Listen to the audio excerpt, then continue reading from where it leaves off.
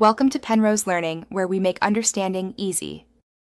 You start now by inspecting seams, headboard, and nearby furniture. Don't wait. Focus on cracks and dark spots where bed bugs hide. Once you find evidence, strip the bed and place bedding into sealed bags. Launder on the hottest safe setting to kill eggs and adults.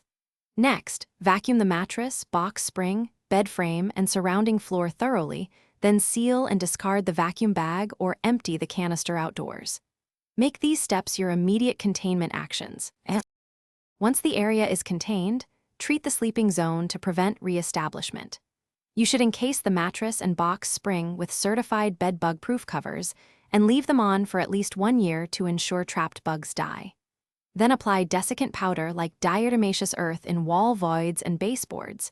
Use residual insecticides only per label and safety rules. Make sure to declutter, seal cracks in walls and furniture, and set bed leg interceptors to monitor and stop new movement. These steps reduce hiding places and reinfestation risk. You finish by establishing a monitoring routine. Inspect weekly for 2 to 3 months and watch interceptors, seams, and furniture joints. If you still see bugs or people have bites despite your measures, escalate to a licensed pest control pro for whole room heat or focus treatments. These solve hidden reservoirs. Make sure to keep cleaning, laundering, and encasements in place and document findings and dates. Troubleshooting tip: if treatments fail, isolate transported items and request a professional inspection of adjacent units or shared spaces immediately.